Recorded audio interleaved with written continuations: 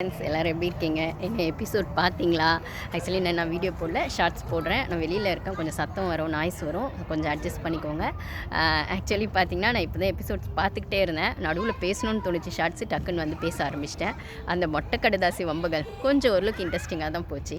அது ஒரு பக்கம் இருக்கட்டும். இன்னொரு பக்கம் வந்து அந்த யாரை வந்து கட் பண்ணி விடணும், யாரோட நட்பு நீடிக்கணும் அப்படிங்கிற மாதிரி நீடிக்கணும் இல்லை கட் பண்ணி விடணும் அப்படின்னு துண்டிக்கணும் அப்படின்னு சொன்னாங்க இல்லைங்களா? அது எப்படி இருந்தது அப்படின்னும் போது எனக்கு அதில் தோணுது, ஒருத்தர் ஒரு மாதிரி பண்ணாலும் கேம் பர்ஸ்பெக்டிவில் ஒரு சிலர் பண்ணது, பர்சனல் வெஞ்சன்ஸில் ஒரு சிலர் பண்ணது அப்படின்னு பார்க்கும்போது இதில் பாரு வேணும்னு சொல்லி ரம்யாவும் விக்ரமும் சொன்ன ஒரு விஷயங்கள் பார்த்திங்கன்னா பக்கா கேம் ஸ்ட்ராட்டஜின்னு எனக்கு தோணுச்சு. அதுலேயும் வந்து ரம்யா கூட ஓகே, நான் ஆல்ரெடி நேற்று போட்ட வீடியோஸில் போட்டிருப்பேன். ரம்யா வெஸ் விக்ரம்னு வரும்போது அந்த பெஸ்ட் பர்ஃபார்மர் விக்ரம்க்கு வரல அப்படிங்கும்போது ரம்யாவுக்கு வந்துச்சுன்னும் போது அந்த ஆட்டிடியூடில் விக்ரம் பேசியிருப்பார் அப்படின்னு சொல்லி பேசும்போது, அப்போ அதுக்கு முன்னாடி எபிசோடில் ரம்யாவும் பாருவும் பேசினதை பற்றி பேசியிருப்பேன். ஸோ அந்த இடத்துல விக்ரம் வந்து ஃபஸ்ட்டில் பாருவை ஒத்துக்காத ரம்யா இப்போ கேம்காக நம்ம பாரு கூட சேர்ந்தாதான் வந்து கேமை வந்து நெக்ஸ்ட் லெவல் கொண்டு போகணும். கேம் புரிதல் ரம்யாவுக்கு சுத்தமாக கிடையாது. அதை எடுத்து சொல்லி புரிய வைக்கிறதுக்கு இப்போ யாருமே அங்கே ரெடியாக இல்லை. அதோட எக்ஸாம்பிள் தான் விக்ரம் கிட்ட போய் பேசும்போது விக்ரம் ஆட்டிடியூட் காமிச்சது அப்படின்னா அப்போது அந்த கேம் பெர்ஸ்பெக்டிவில் ரம்யா ஸ்மார்ட்டாக ஒரு மூவ் பண்ணாங்க. அது நம்மளால் புரிஞ்சிக்க முடியுது. விக்ரம் அந்தர் பெல்ட்டி அல்ட்ரா பெல்ட்டி அடிச்சு டக்கால்னு பாரு வேணும்னு சொன்னது இருக்கு இல்லைங்களா?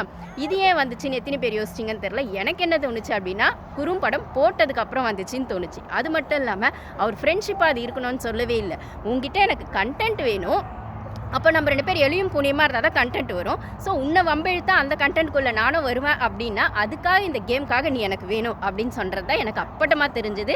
ஏன்னா அந்த குறும்படத்தில் கூட விக்ரம் வரல அப்படின்னும் போது சபரி வந்தார், அமித் வந்தார், சாண்ட்ரா வந்தார். அந்த குறும்படம் நிஜமாகவே இன்ட்ரெஸ்டிங்காக இருந்ததுன்னு தான் சொல்லணும். ஸோ நல்லா இருந்தது. அவங்களோட எஃபோர்ட்டும் அது சொல்லிச்சு, காமெடியாகவும் சொல்லிச்சு. அந்த கோதுமாவு கலந்த விஷயங்கள் அதெல்லாம் வந்து ஒரு விதமாக ஃபன்னாகவும் இருந்துச்சுன்னு சொல்லும்போது ஆக மட்டும் குறும்படம் யாருக்கு போட்டாங்க? பாருக்கு போட்டாங்க. அதுக்குள்ளே வந்தது யார்? அவங்க தான் ஹைலைட் ஆனாங்க. விக்ரம் அவ்வளோ பண்ணியும் விக்ரம் வரலையே அப்படின்னும் போது நம்ம இந்த கேமில் ஹைலைட் ஆகணும்னா பாரு கூட இருந்து தான் ஆகணும். பாரு கூட ஒத்து போக முடியாது. சரி, சண்டை போட்டுட்டே இந்த கேமில் இருந்துக்கலாம், அதே அப்பட்டமாக ஒத்துக்கவும் செய்யலாம் அப்படின்ன மாதிரி அப்படியே போய் விக்ரம் வந்து பாரு கிட்ட சரண்டர் ஆன மூமெண்ட்டாக தான் நான் பார்த்தேன்.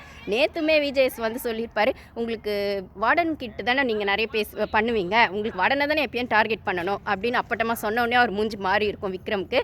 ஸோ வேறு வழியே இல்லை, நம்ம பாரு பின்னாடி அதாவது பாருவை வச்சு தான் இந்த கேம்குள்ளே மூவ் பண்ண முடியுன்ற அப்பட்டமான உண்மையை புரிஞ்சுக்கிட்ட விக்ரம் பாருவை மிஞ்சி கேம் ஆட முடியாது. பாருவை வந்து ஒரு மாதிரி கண்டென்ட்டாக யூஸ் பண்ணி தான் கேம் ஆட முடியும்.